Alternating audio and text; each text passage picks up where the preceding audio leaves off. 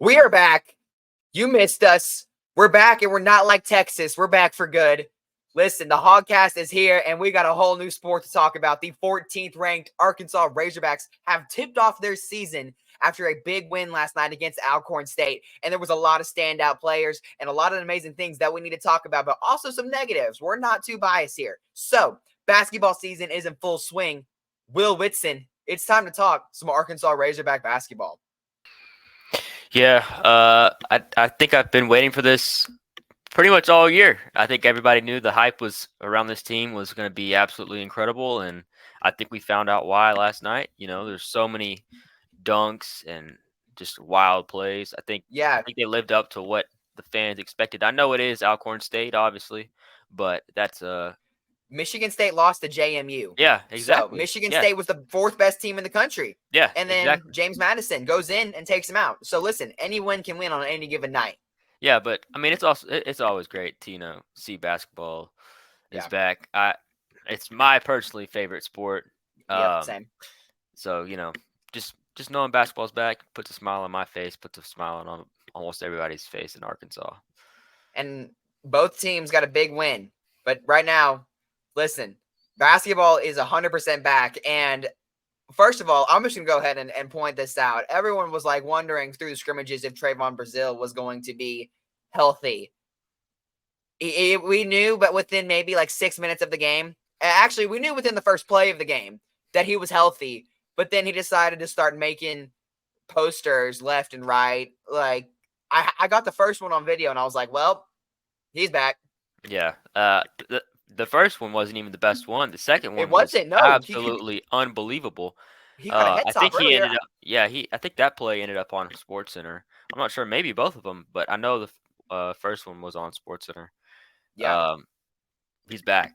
He's back, ladies yeah. and gentlemen. Holy cow! And I've been preaching this all off season. I've been saying, I'm drinking the Trevin Brazile Kool-Aid.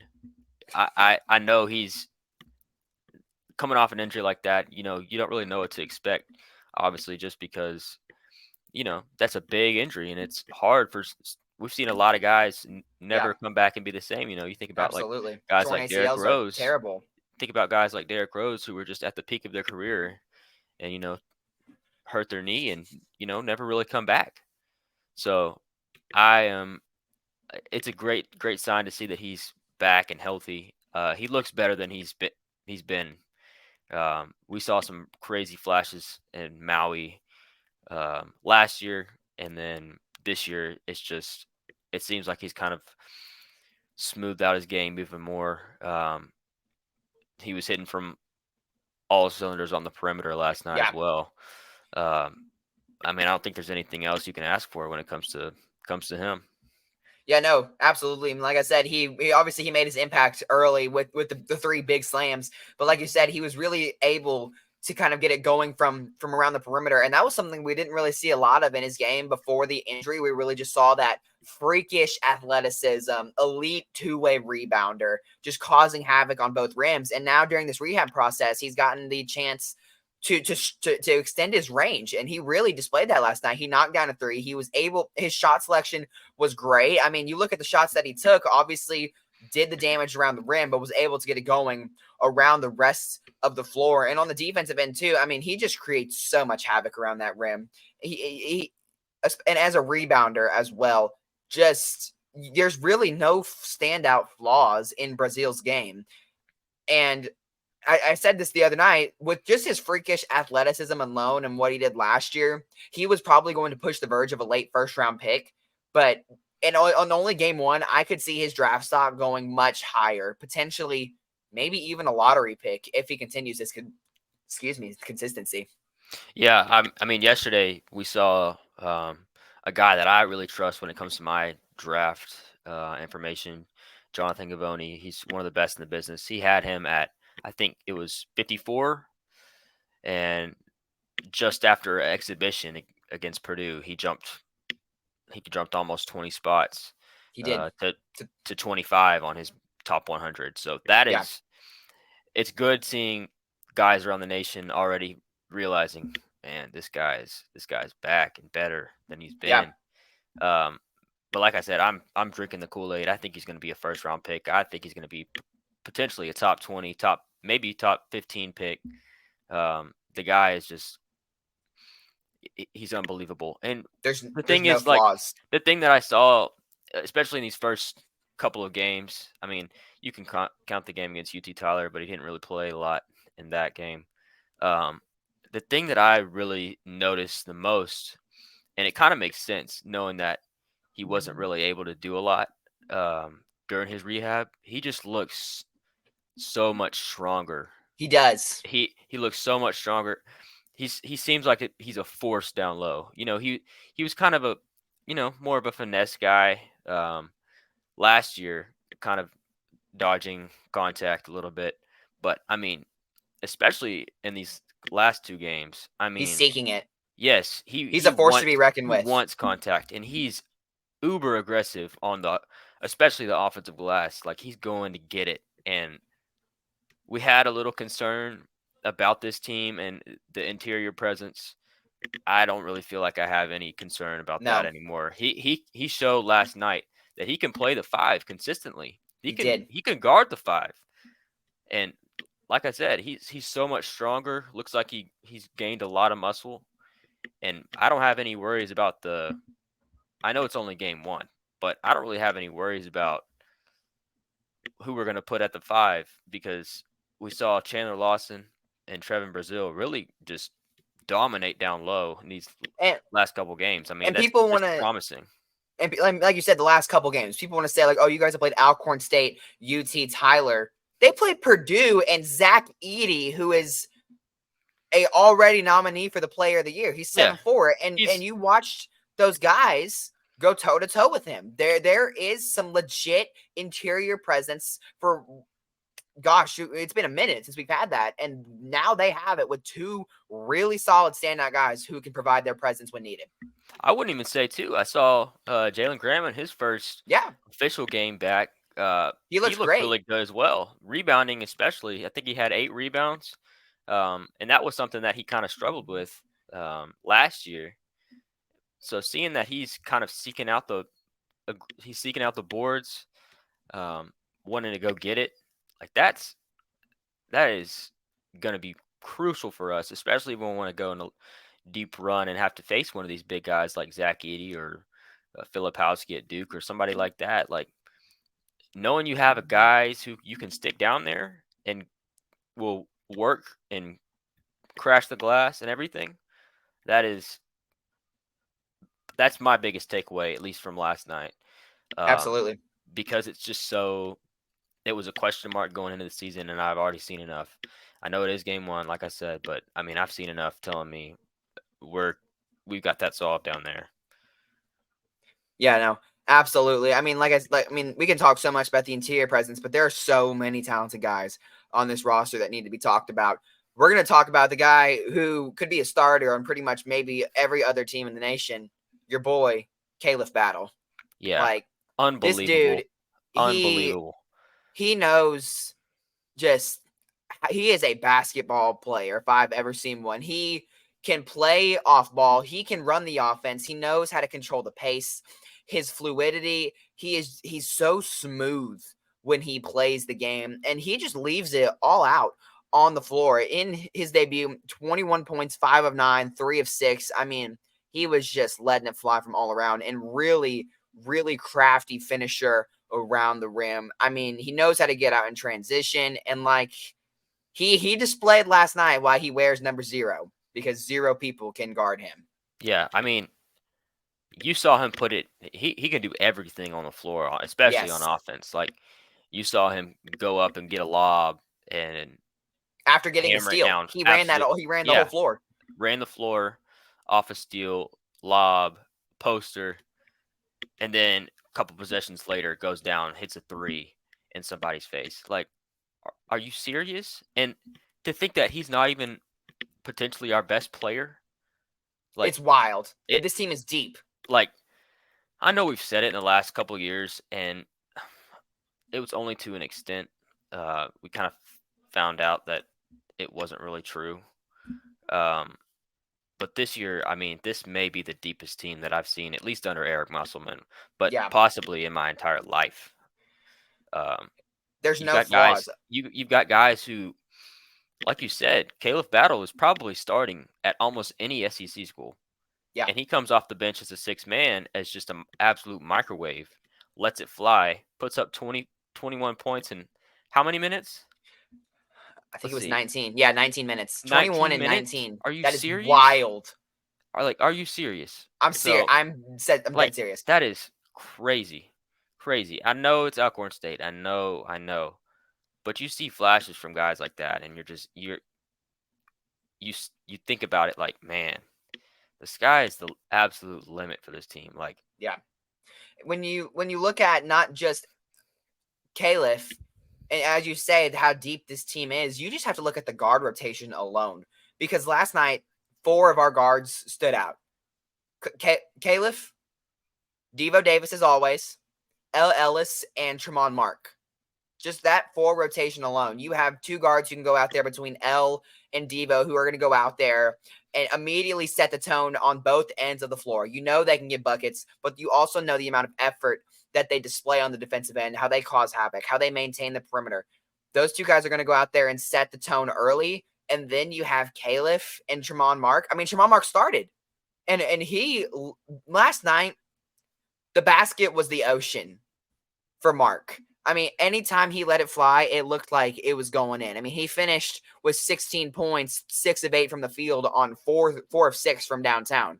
That is a really great shooting split stat line for Tremont Mark. And he really was able to just kind of set his feet and just be open. It really felt like he was just consistently open. And if he was open, someone found him. well, and the hardest thing when you're guarding a guy like Tremont Mark is he's so long, and his arms are so Yes. long. He's so tall. He's listed at 6'5". He is not 6'5". He is at least 6'6", maybe 6'7". And then you add in however long his wingspan is. You stick a smaller guard on him, he's just going to shoot over you. And we saw it Yeah. last night. He hit at least two where were contesting it extremely heavy, and he just knocks it down like it's nothing. Um, and the craziest thing to me is I sat back and thought about this earlier today. How did we get a guy from Houston who was arguably one of their best players, number one or two, who made the Final Four a couple years ago, and now gets to come here, and I wouldn't even say he's our number one option on offense. Like, No, that is crazy.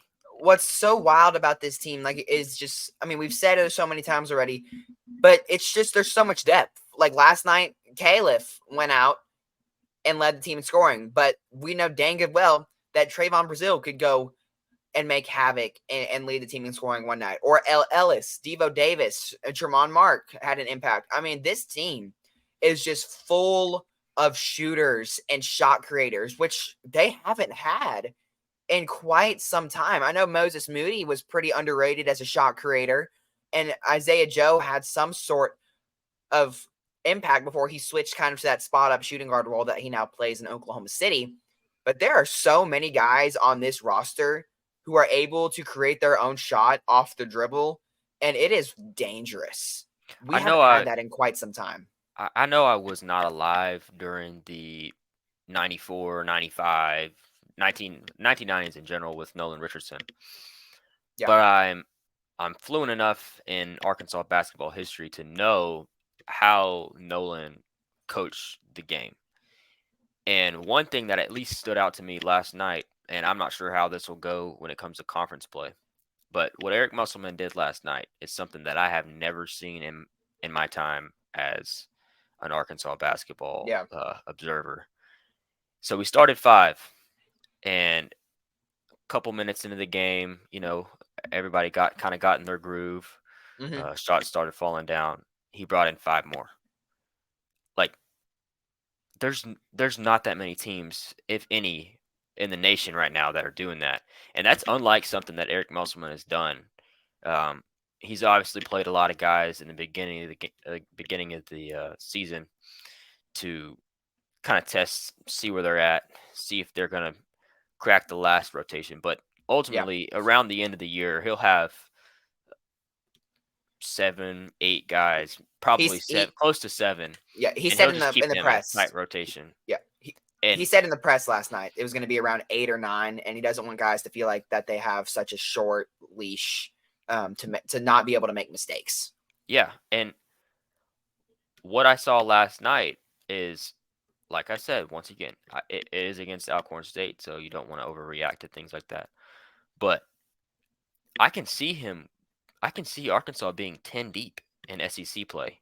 I can They're talented enough too. seriously see Arkansas being 10 deep. Maybe guys like Bayfall, you kind of shorten his minutes a little bit. I'm not sure how much he's going to play when it comes down to it. It'll probably Um, be like him and Denaje Harris, who probably get some of yeah, the. but I mean, the rest of the guys, they could all play big minutes, especially Yeah, Leighton Blocker. I was more than happy to see how he played last night.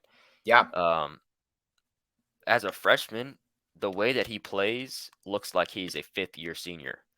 He's so he has this feel about his game. You just feel like he's been playing it for years. He has so much knowledge of the game, good yeah. instincts. He may not be the best offensively, at least not yet, but that defense, you don't see freshmen come in and be a legit all conference type of defender. And Leighton Blocker is he reminds me. It's funny because they're close to the same player, but he really does remind me of a young Devo Davis. Hmm. Devo, he didn't play a whole lot in the beginning of the year, got some minutes. He showed flashes of him being an elite defender as a freshman. And then you look, and at the end of the season, when they go on a big run in March, where is he? Playing huge minutes, hits that shot against ORU. I remember that. That seems like a guy like Leighton Blocker. Yeah, He's so smart. His feel for the game is just, you can tell he has it. And you don't see freshmen just come in and look like they already kind of know their role and are already an elite defender like that. And last night showed me this dude could get legit minutes in SEC play and potentially even March. I'm extremely happy with what I saw with him last night as well. yeah.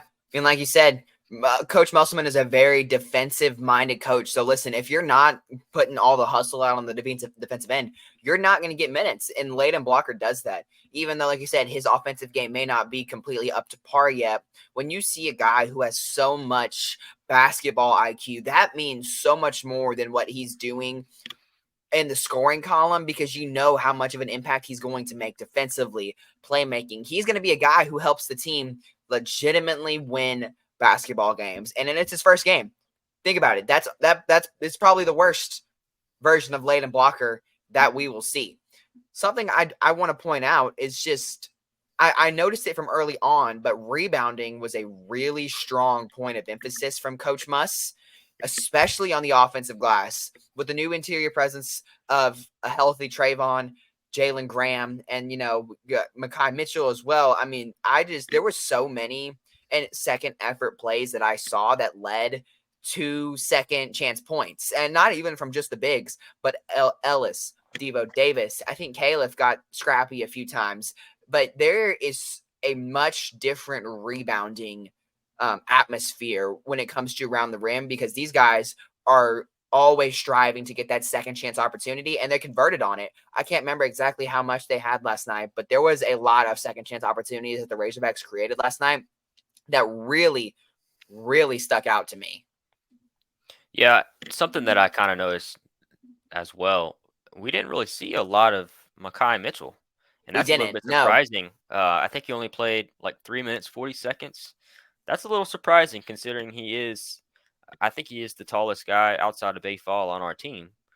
Um, and he played big minutes last year. He obviously wasn't super consistent in those minutes, but I thought at least he would get a little more time than he did.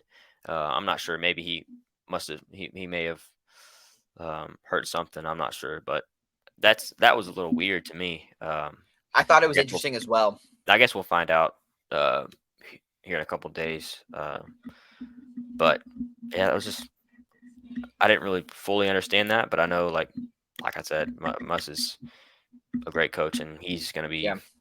have a much better grasp of everything more than I Yeah. do. But Yeah. I noticed it, and not that I'm concerned. It was just kind of It's always something to notice. stuck out You there. like to see what your coach is doing. Yeah. I would say, but so Caliph in the post conference, he said that Coach Muss is a scientist and a genius when it comes to this basketball game. We're just podcasters. We're not coaches. If we were, we wouldn't be here.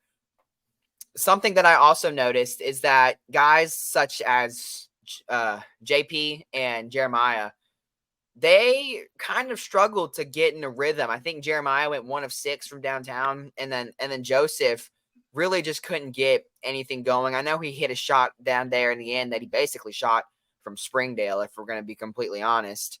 But I mean, both of these guys, not many shot opportunities for Joe, but Davenport 1 of 6 from the floor, and all of them being 3-pointers.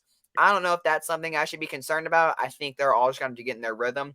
But I think if those guys get hot, they're going to play meaningful minutes off the bench alongside like guys like Caliph and Jalen Graham. I mean, just imagine like the first unit of Ellis, Davis, Brazil, Tremont, and Chandler Lawson, and then you swap, and then you just bring in Caliph, Davenport, Pinion, and who did I say? Sorry, Mekhi Mitchell. I think Jalen Graham and Mekhi Mitchell. I mean, like you said, it's a 5-man swap. That's how deep this team is. I think if once Muss decides what he's going to do with the rotation, I think we're going to be looking at a very dangerous team. I mean, we already are, but realistically, there's some of those bench lineups that Muss is composing of. They could be starting like half of those guys could be starting realistically in other teams around the conference. Yeah, I don't think you should be super concerned about their lack of shooting. Yeah. It's the first game. Yep. But something that you are extremely thankful about now is if you had a guy like say Devo last year, who he was probably our best 3-point shooter, and he's a decent 3-point shooter, but he's not like an elite guy. He's not someone you want to be as your first 3-point shooting option. Yeah, but last year, if you had a guy like Devo struggle from behind the arc, you're probably not going to be in a position to win. And this year, you're in a position and you have this luxury of having 2 really good shooters like Pinion and Davenport. If they're struggling, you got guys who can step up. We saw Caliph last night just spray it from all over the floor. Mark, Ellis, Devo. That's something that you did not have last year. And yesterday was they had more threes yesterday than they did in any game all season last year. I think they had 13 in the highest. They shot 12 of 30 from downtown at 40%, and your 2 best shooters didn't have the best shooting nights. That says something. Yeah, that's something that you did not have last year. I think a lot of fans are going to be extremely thankful to see that. You're not building a house with bricks. But yeah, that's something that I also noticed was super glad to see. We saw it against Purdue as well. But it's a much improved team shooting wise than it was last year. And like you said, if guys get hot, it may get real interesting. Really fast. And Coach Muss already made the season interesting by getting a technical foul against Alcorn State. And last night was weird. We had a technical foul on Muss and 2 flagrants on the same dude. Okay. First off, the guy should have been ejected after the first one. Let's just be honest. The first one, he literally grabbed Caliph by the neck. Slung him down. That was cheap. Should have been out. Then there was a cheap shot after. And there was another one on Pinion where he just freaking almost tackled him when he was going up for a lob. And then how do you get 2 flagrants and not get ejected? Like, isn't that, I thought you had to get, like, if you get 2 flagrant ones, you're out, right? 2 technicals is the rule for ejection, but there is no way that 2 flagrants isn't a rule somewhere in the. Also, Trayvon Brazil got ejected. Like last night, it was the opener against Alcorn State. Got a technical foul, 2 flagrants, and Trayvon getting ejected. Like, what in the world is going on? Yeah, I don't know. Like that. That's a stupid rule. He wasn't gonna go do anything. The team already figured out, got everybody out of the way, held everybody back, whatever. He Yeah, took 3 steps off the bench and got ejected. He was like his 3 steps are obviously like giant, but I mean, still, man, like if that was like it's a non-conference game, that means pretty much nothing in the scheme of it. But like if that was like an SEC game and you just lost your best player because he took 3 steps off the bench, that is wild. come on now. Now, obviously, I know you want to kind of prevent things from happening, and I understand that. If he took 3 steps and punched somebody in the face, I'd be kind of saying something a little bit different now. But I mean, he I didn't wasn't even gonna see do him walk anything. out. I didn't He even wasn't see gonna him do walk anything. out. I didn't even see him leave the bench. Yeah, I wasn't at the game last night, but they showed the replay of it, and like, really, like, he Yeah, took 3 steps off the bench, and it was when I heard he interesting. ejected, I was like, Well, because I like I said, I texted you because I saw him walk off the floor, and I was like, Trey's going to the locker room, and you were like, was he ejected? I was like, they didn't say anything that he was ejected, and then I literally looked up and I was like, yeah, Trayvon's been ejected, and I was like, what in the world? yeah, I don't know, but yeah, interesting game. We saw Musk get ejected or get teed up 30, dang near, which that's peak Musk right there. That is very much peak Musk. He came into the press conference room last night and was like, he had lost his voice. His voice was shot. And he said that he had lost it before the game. I'll be Like, honest. He was sir, like for a non-conference game that I mean, at the end of the day, you kind of knew you were going to win. He yeah, was coaching like intense. Like it's the first game. I know you want to kind of get your point across, but man, he was like, and nonstop to the refs too. After that whole scuffle, after Battle kind of got tackled or whatever. I mean, he was in dude, the ref's ear he all was. night. And there's your thing. That's Coach Musk. That is why they're paying him what they're paying him. Like, it is what it is. And also, you tweeted today a picture where someone for Alcorn State was shooting. This dude has like a 30-inch vertical ready to swat the thing. Yes, Like, he was. I'll be like, the dude was shooting, and Musk's hand was higher than the guy that was shooting. Like, what like, the heck? And he's like, what, even like 53, 54? dude, Like, he was holy way up cow. there. He still And got it. even like, I want to see him hoop like in an open run or something. I really want to see him. Like I know, I gotta I've see seen him it. shoot obviously, but I've never seen him like actually play. I want to know if he still got it or not. Well, I 'Cause heard he last played night college at San Diego, so yeah, I he's like heard last night he's legit. a gym rat. Jeez. I mean, that's the picture. I mean, like, he is up there, dude. Holy cow! That's at least like a 12. He's That's at least a yeah, foot off the ground. yeah. That's crazy. But And then guys like Jalen Williams were commenting on this. They were like, yeah, I have never seen that. Like, people were loving this picture. no, I mean, word on the street was back in the day, coach used to be able to dunk, and I was like, Really? yeah, I've heard that from a couple of people. But back in the day, he used to be able to dunk, and I'm like, Hang on, how tall is he? what? He's 5'7". If he was able to dunk and Yeah. I can't, that's wild. Well, let's think about this. You saw how high he got up yesterday. Yes. Think about that if he was in his early 20s. 20s. Yeah, he's Like, getting up there. he's getting up there. He still got bounce. He may low-key have more bounce than me. I'm not even gonna lie. I can grab the rim at most, but I can't get a ball over to save my life. But yeah, that's about all we got for today. I think. Yeah. I mean, basketball is back. Basketball is in full swing. Football got a win too. We didn't get Football, too yeah, into it right now. football got but a win. We're gonna kind of honestly just be focusing on basketball. Unless we beat Missouri at the end of the season. Yeah, we're gonna be focused on basketball. I think everybody kind of is not done, but more excited for basketball. We feel rejuvenated that we got a football win. Yeah, but we still have honest. some. We got to win out to be bowl eligible, guys. Yeah. There's still a lot left to happen, and we play Missouri, who just went toe to toe with Georgia. Yeah, but thank you guys once again for tuning in. We very much appreciate you. We're kind of switching it up though. We're gonna go ahead and drop 2 a week now that basketball is back. Should be Every game recap. Should be 2 games a week ish.